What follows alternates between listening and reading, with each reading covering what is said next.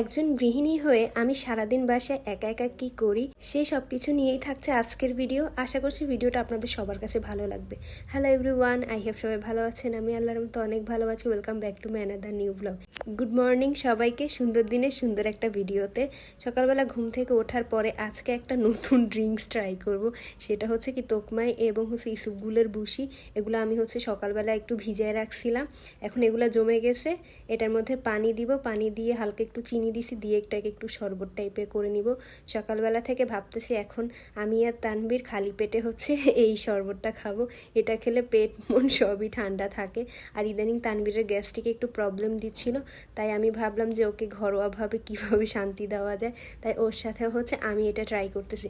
তো আজকে আমাদের প্রথম দিন ছিল, এখন আমাদের প্ল্যান হচ্ছে আমরা রেগুলার এটাকে কন্টিনিউ করার চেষ্টা করব। ঘরোয়াভাবে কোনো জিনিস যদি অভ্যাস করা যায় এবং সেটা যদি আমাদের জীবনের জন্য খুব ভালো কাজে দেয়, তাহলে তো কোনো কথা নেই, সেটা ট্রাই করাই যাক। তো সকালবেলা নাস্তা নিয়ে রেডি। আমি হচ্ছে আজকে সকালবেলা পরোটা খাবো, চা। আর এই যে গতকালকে কোয়েল পাখি ডিম নিয়ে আসছিল না, এখন সেটা সেদ্ধ করছিলাম। তো সে কোয়েল পাখি ডিম, চা, পরোটা আমি খাবো, আর তানভীর খাচ্ছে সকালবেলা পান্তা ভাত নাস্তা খায়। গতকালকে আমার অফিসিয়াল গ্রুপে আমার সিনিয়র বস সে হচ্ছে একটা ভিডিও পাঠাইছে যে পান্তা ভাতের উপকারিতা, এবং সে ভিডিওটা দেখলাম একটা ইন্টারন্যাশনাল পোর্টালের, সেখানে অনেক উপকারিতা। তো ওই দিন আগে মাঝে মধ্যে খাইতাম, এখন চিন্তা করছি যে টানা বছর 2 পান্তা ভাত খাবো একটু বেশি দিন বাঁচার জন্য। আচ্ছা যাই হোক, সে তার স্বাস্থ্য সচেতনতা নিয়ে থাকুক ভাই, আমার দ্বারা এটা পোষাবে না। আমার সকালে পরোটা লাগবে, তার সাথে 1 কাপ দুধ চা। আমার এটা না হলে কেমন জানি নাস্তাটা ইনকমপ্লিট লাগে, সেটা ছোটোবেলা থেকেই। তো তানভীর হচ্ছে এখন অফিসে যাচ্ছে, যাওয়ার আগে ওকে আমি বলে দিচ্ছি আমাদের বাসায় সবজি নেই, আমাকে কিছু সবজি কিনে দিতে। তো সবজি কিনতে চলে যাচ্ছে, এদিকে হচ্ছে আমি বাসার সব কাজ গুছিয়ে নিচ্ছি ভালোভাবে, বিছানা টিছানা গুছিয়ে, অনেকগুলো জামা কাপড় ছিল সব কিছু গুছিয়ে নিচ্ছি। প্রতিদিন তো আমাদের সবার রেগুলার কাজ ঘুম থেকে ওঠার পরে বিছানাটা মাস্ট বি গুছাতে হবে, কোনো কাজ করো বা না করো। তারপর হচ্ছে আমি একটু বারান্দায় আসলাম, বারান্দায় এসে আপনাদেরকে আমার ওই কচু গাছটার আপডেট দেই। গাছটার পাতাগুলো মাশাআল্লাহ এত বড় হয়েছে, আর অনেক সুন্দর হয়েছে। এরকম 2টা পাতা হয়েছিল, কিন্তু এখন না গাছটার আমার মনে হচ্ছে রোদের খুবই প্রয়োজন।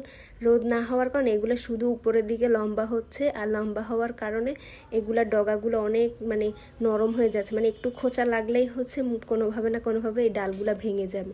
আর কি পরিমাণে ছড়িয়ে ছিটিয়ে যাচ্ছে, ওরা রোদ খুঁজতেছে।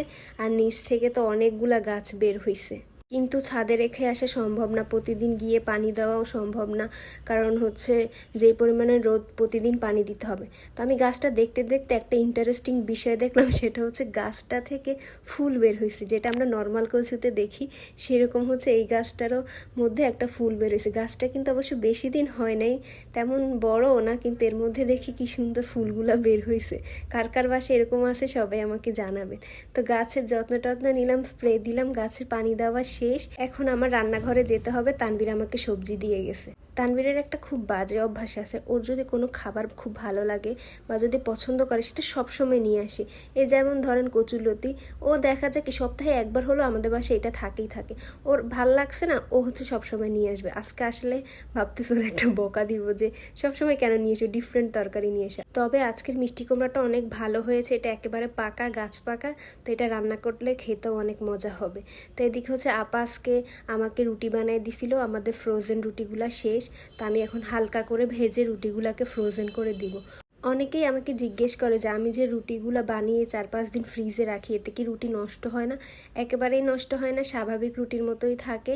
আমি যদিও 10-15 দিন পর্যন্ত যায় না, আমার 5-6 দিন পর্যন্তই যায়। তো আমি রুটিগুলোকে হালকা বেজে ফ্যানের নিচে ঠান্ডা করে তারপর ফ্রিজে রেখে দিই।